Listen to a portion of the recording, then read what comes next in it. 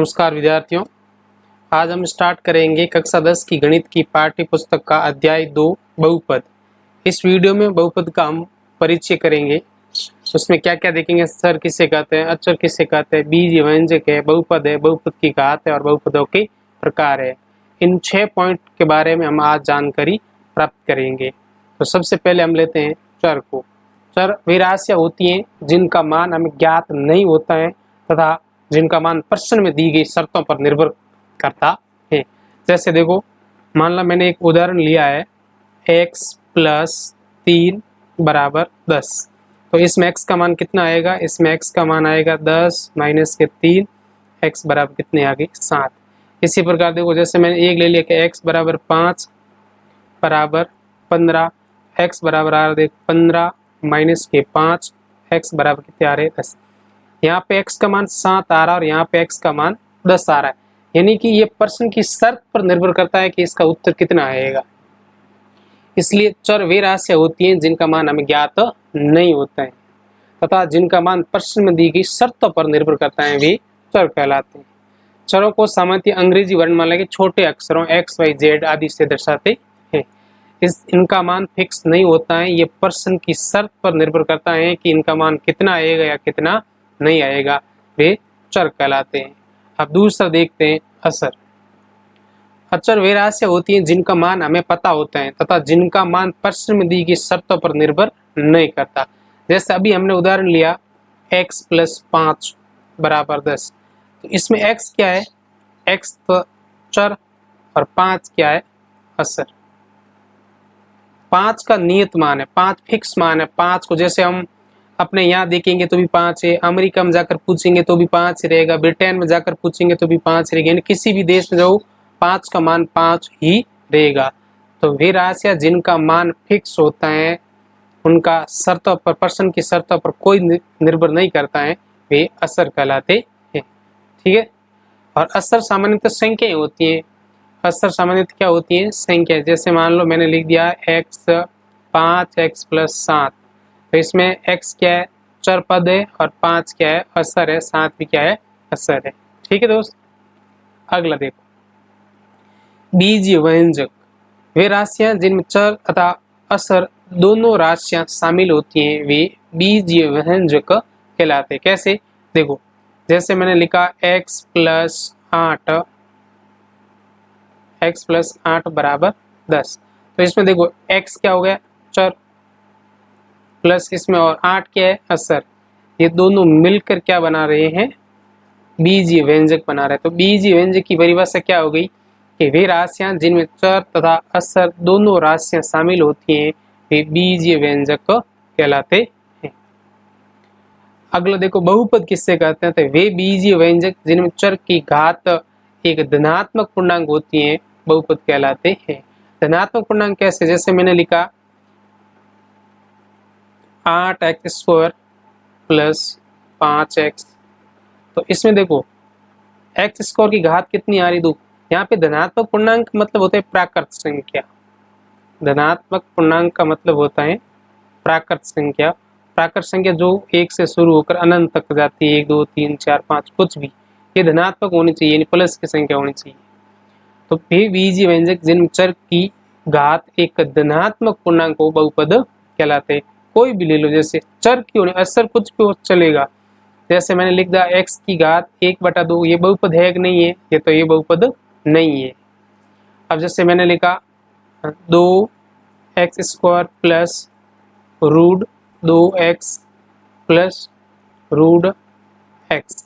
अब बताओ ये बहुपद है या नहीं है, ये बहुपद नहीं है, क्योंकि x के ऊपर क्या रख गया है रूट, तो ये बहुपद नहीं है। तो अगर चर पर, अगर सराशय पर रूट लगा हुआ हो या ऋणात्मक घात हो, तो वे बहुपद नहीं होंगे। ध्यान रखना विद्यार्थियों, ऐसे चर जिन पर रूट लगा हुआ हो, अंडररूट, वर्गमूल कहते हैं, कर्ण चिन्ह कह सकते हैं, ये चिन्ह लगा हुआ हो, या ऋणात्मक घात हो, ऋणात्मक का मतलब माइनस की घात हो, तो वे बहुपद नहीं हो। ठीक है। बहुपद को सामान्यतः px, fx या gx आदि से प्रदर्शित करते हैं। ठीक है विद्यार्थियों। अगला देखो, बहुपद की घात किससे कहते हैं? किसी भी बहुपद में अधिकतम घात वाले पद की घात बहुपद की घात कहलाती है। जैसे मान लो मैंने एक समीकरण लिखा है कि 4x² प्लस 6x की घात 10 प्लस 7x की घात 9 प्लस 6x। तो इसमें इस बहुपद की घात क्या है? इस बहुपद की घात है 10। इस बहुपद की घात क्या होगी? 10 होगी। क्यों? इस बहुपद में सबसे बड़ी घात 10 है। तो जो सबसे बड़ी उच्चतम घात होती है, उच्चतम घात, किसी भी बहुपद की उच्चतम घात बहुपद की घात कहलाती है, उच्चतम घात। जैसे एक उदाहरण और लेते हैं, मान लो 4x² प्लस 10x की घात 10 प्लस x की घात 100 माइनस 3xy²। तो इसमें बहुपद की घात क्या होगी? 100। जो अधिकतम घात होगी वो बहुपद की घात होगी। किसी भी बहुपद में अधिकतम घात वाले पद की घात बहुपद की घात कहलाती है, ये ध्यान रखना। जैसे एक उदाहरण और लेते हैं, जैसे 2x² प्लस 2x प्लस 1। तो इसमें बहुपद की घात क्या होगी? इसमें बहुपद की घात 2 होगी। क्यों होगी 2? क्योंकि इसमें सबसे बड़ी घात कौन सी है? 2 है, इसलिए बहुपद की घात कहलाती है। अगला देखो बहुपदों के प्रकार। बहुपदों को 3 भागों में हमने बांटा है, एक तो पदों के आधार पर, एक घात के आधार पर और एक चर की संख्या के आधार पर। एक पदी बहुपद किसे कहते हैं? जिसमें एक पद हो, जिसमें एक पद हो। द्विपदी किसे कहते हैं? जिसमें 2 पद हो। और त्रिपदी किसे कहते हैं? जिसमें 3 पद हो। जैसे मान लो ये एक पद हो गया x, इसमें जैसे देखो x प्लस वाई 2 पद हो गए। त्रिपद मतलब x plus y plus z, ये 3 पद हो गए। अब रेखिक बहुपद किसे कहते हैं? तो रेखिक बहुपद कहते हैं, रेखिक बहुपद जिसकी घात 1, घात क्या हो? 1। जैसे देखो मैंने लिखा x प्लस 1 बराबर 0, तो ये क्या है? ये रेखिक बहुपद है। कैसे पता चला? इसमें x की घात आपको नजर नहीं आ रही, इसका मतलब क्या है? 1 है। ऐसा बहुपद जिसकी घात 1 हो रेखिक बहुपद कहलाता है। जैसे y प्लस 5, तो इसमें y की घात कितनी हो गई? 1, तो ये रेखिक बहुपद कहलाते हैं। दूसरा है द्विघात बहुपद। द्विघात मतलब घात 2, जैसे 2x² प्लस 6x प्लस 0, 5 कुछ भी। तो इसमें बहुपद की घात क्या है? बहुपद की घात 2 है। तो 2 है, इसका मतलब ये कौन सा होगा? द्विघात। द्विघात का मतलब 2 घात वाला। जैसे मान लो x² plus 2xy plus y², ये कौन सा हो गया? द्विघात। कौन सा हो गया? द्विघात। जिसकी घात 2 हो वह द्विघात कहलाता है। त्रिघात जिसकी घात 3 हो, जैसे x³ plus x² plus x plus 1, तो इसमें ये कौन सा बहुपद हो गया? ये बहुपद हो गया त्रिघात बहुपद। जिस पद की सबसे बड़ी घात होती है वही बहुपद की घात कहलाती है। त्रिघात, इसमें देखो 3 सबसे बड़ी है तो इसे हम त्रिघात कहेंगे। इसमें 2 बड़ी है तो इसे हम द्विघात कहेंगे। इसमें 1 बड़ी है तो इसे हम क्या कहेंगे? रेखिक बहुपद। रेखिक बहुपद का विस्तारित रूप होता है ax प्लस b बराबर 0। ax प्लस b बराबर 0, जिसमें a का मान 0 के बराबर कभी नहीं होगा। वही द्विघात का होता है ax² plus bx plus c बराबर 0। यहाँ पर भी a का मान 0 के बराबर कभी नहीं होगा। और द्विघात बहुपद का क्या होगा?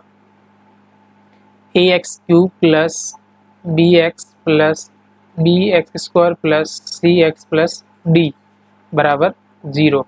इसमें भी a बराबर 0 नहीं होगा। ये इसका व्यापक रूप है, ax² plus bx plus c। ये द्विघात का हो गया। और त्रिघात में तो ax³ bx cx plus d बराबर 0 होता है। ये कौन सा होता है? त्रिघात बहुपद। अगला है चर की संख्या के आधार पर। चर की संख्या कैसे? एक चर होता तो एक चर, जैसे मान लो कि x आ गया।